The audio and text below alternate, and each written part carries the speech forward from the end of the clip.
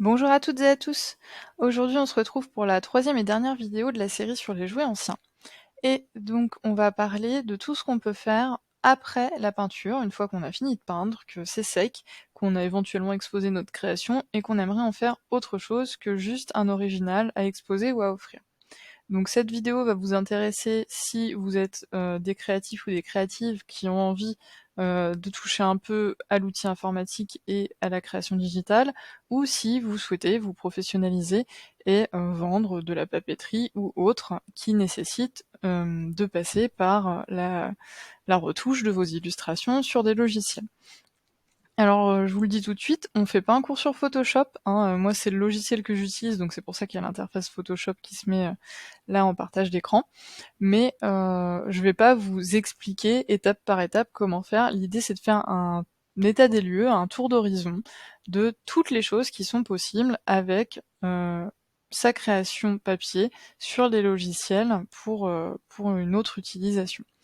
Donc première étape, puisqu'il va y en avoir deux, il va y avoir l'étape numériser sa création et l'étape utiliser la numérisation pour fabriquer de nouvelles choses, de nouveaux produits. Une première étape, numériser sa création.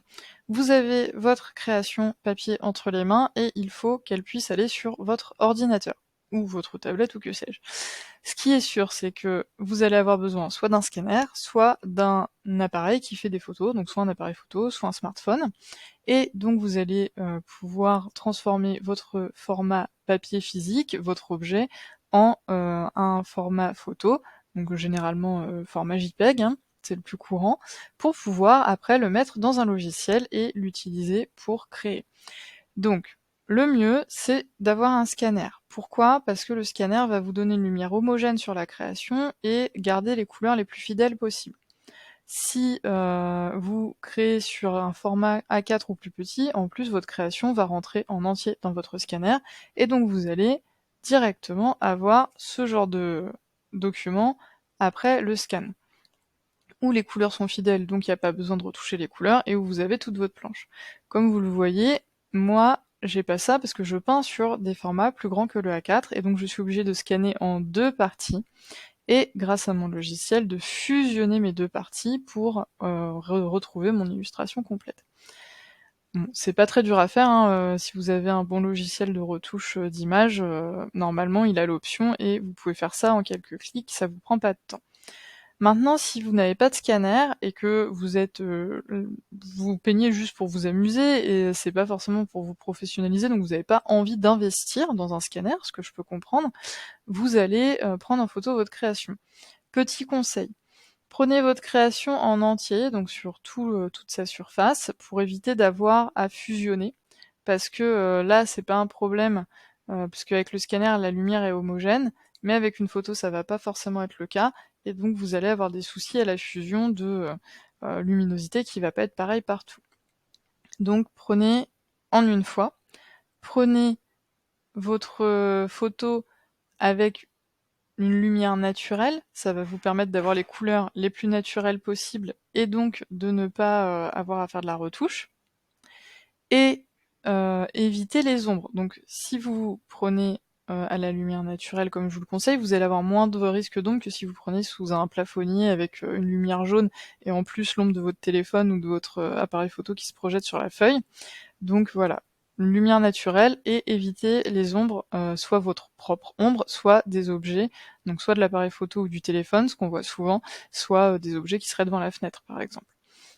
Petit conseil supplémentaire, quand on peint parfois, notamment à l'aquarelle, on utilise beaucoup d'eau et on peut avoir la feuille qui a gondolé. Si vous prenez une photo, faites bien attention d'avoir aplani votre feuille avant pour pouvoir avoir des illustrations qui ont des proportions fidèles. Sinon, vous allez vous retrouver avec des illustrations qui sont déformées et c'est embêtant aussi. Ça peut se corriger sur le logiciel, mais ça prend un peu de temps, c'est un peu pénible, donc faites en sorte d'avoir une feuille bien plate, ça vous fera gagner du temps. Donc une fois qu'on a notre, euh, notre image, on va pouvoir enlever le fond, le papier aquarelle, ce qui s'appelle faire du détourage, hein, et avoir chaque illustration séparément. Donc moi je l'ai déjà fait, mais je vous montre ce que ça donne. Là, vous voyez, j'ai mis un fond blanc pour qu'on voit les illustrations, mais je peux enlever ce fond. J'ai enlevé tout le fond aquarelle avec ce qu'on appelle un masque de fusion, et donc je me retrouve avec chaque élément séparé, sans papier autour. Si je zoome sur mon casse-noisette, on voit qu'il y a quasiment plus de papier de visible, et du coup ça me permet d'avoir des éléments que je vais pouvoir utiliser un à un dans des compositions numériques. Donc pour ça, on sélectionne un élément, donc là je vais prendre mon casse-noisette, on le copie, on le colle dans un autre espace de travail, et donc on va pouvoir l'utiliser. Alors évidemment, il faut que j'applique mon masque de fusion, sinon je vais avoir le papier qui réapparaît derrière. Et donc là, je peux jouer avec sa taille, son orientation, donc je peux lui faire un 360 et le mettre sur la tête. Voilà, je peux faire plein de choses. Après, ça dépend du logiciel que vous utilisez, hein. Moi, j'utilise Photoshop, mais il y a d'autres logiciels, notamment des logiciels gratuits, qui font aussi de la retouche de manière efficace. Après, voilà, si vous voulez vous professionnaliser, je vous conseille quand même d'investir dans un logiciel pro. Ça sera plus efficace, et puis vous avez un support technique si vous avez des soucis, des questions. Donc, une fois qu'on a nos petits éléments, on peut les agencer. Donc là, moi, j'ai créé un fond blanc qui fait la taille d'une carte postale A6, donc ce que je vends couramment sur ma boutique Etsy.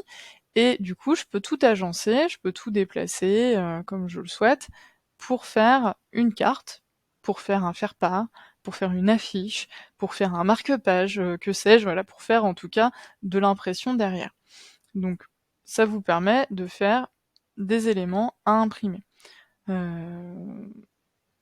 Que vous soyez en voie de professionnalisation ou pas, c'est intéressant parce que vous pouvez très bien avoir envie de faire une petite carte à juste envoyer à vos proches sans forcément la vendre, et ça peut vous servir, en passant par un imprimeur, à faire des collections de papeterie et donc à vendre vos créations.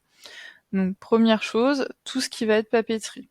Vous pouvez tout agencer comme vous voulez, et à partir d'une seule illustration que vous avez peinte, bah, vous avez plein de possibilités créatives. On pourrait même imaginer un fond et puis faire une petite scénette. Enfin, il y a plein de choses qui sont envisageables. Là, il faut être créatif comme à la peinture pour avoir le rendu qui se rapproche le plus de ce que vous souhaitez. Et puis, ça vous permet d'enlever aussi des éléments. Là, vous voyez, j'ai pas pris la boîte à musique et les billes, parce que je voulais une carte dans des tons vraiment jouer ancien vintage Noël, donc bois, rouge, vert, noir, pas de bleu. Mais on aurait très bien pu ne faire que les billes et la boîte à musique en faisant un petit motif sur la carte, ça aurait été totalement différent. Vous voyez, avec la même illustration de base, on peut imaginer des choses très différentes. Donc ça, c'est si vous faites de la papeterie. Maintenant, vous pouvez aussi faire des motifs avec ce genre de logiciel. Donc, moi, je vais venir chercher dans ma banque d'images, enfin voilà, ma planche qui est devenue ma banque d'images, les éléments que je souhaite, et je les mets dans mon carré. Vous voyez le carré bleu qui est au centre de l'écran, et je vais pouvoir venir les agencer comme je le souhaite et les déplacer. Ce qui est intéressant, c'est que, vous voyez, si je bouge mon cheval dans mon petit carré là, il bouge partout de la même manière. Ça marche pour tous les éléments, et ça vous permet de les placer comme vous le souhaitez et de voir en dézoomant le rendu sur une grande surface. Donc ça peut être sympa si vous voulez imprimer des fonds pour des carnets, si vous voulez faire des papiers cadeaux, si vous voulez faire de l'impression sur tissu, voilà, tout ce qui va nécessiter des motifs un peu répétitifs, on peut imaginer du papier peint aussi, pourquoi pas. C'est intéressant de le faire avec ce type de logiciel, et pareillement, vous sélectionnez ce que vous voulez, et puis ça vous permet d'avoir quelque chose de l'ordre du motif répétitif assez rapidement. Je parlais de l'impression pour le motif, mais ça peut vous servir aussi de manière totalement dématérialisée. On peut très bien imaginer un fond d'écran avec ce type de motif. Moi, sur mon compte Instagram, je vous mets ce type de motif avec en vous disant que vous avez le droit de les utiliser pour vos fonds d'écran de téléphone portable. Voilà, tant que vous le vendez pas, y a pas de souci, ça me dérange pas. Je les utilise aussi pour faire mes bannières sur mon site internet, pour faire mes photos de couverture sur mes réseaux sociaux. Donc vous voyez, même sans vendre, ça peut vous servir, à vous, pour faire des fonds d'écran, des bannières, des éléments graphiques sur, vos réseaux, sans forcément avoir envie d'en tirer, un profit, financier derrière. Donc voilà pour les motifs. Et après, vous allez pouvoir faire des créations digitales un peu plus poussées, un peu plus organisées, comme par exemple là, je vous mets l'exemple d'un semainier. Donc moi, je fais des semainiers que je vends sur ma boutique Etsy. Je vends pas le semainier imprimé. Je vends les images, les PDF téléchargeables pour que les gens puissent télécharger le nombre de feuilles qu'ils souhaitent. Donc ça permet d'éviter le gâchis de papier et puis bah, les gens peuvent l'utiliser autant qu'ils le veulent. Donc le semainier, pareil, hein, j'ai fait une trame avec mes petits rectangles blancs, mes jours de la semaine, un petit encart pour les notes, en haut semaine du temps au temps, comme ça les personnes peuvent noter et puis c'est pas gâché, c'est pas perdu parce que j'ai pas mis l'année et que bah, 2022 est fini.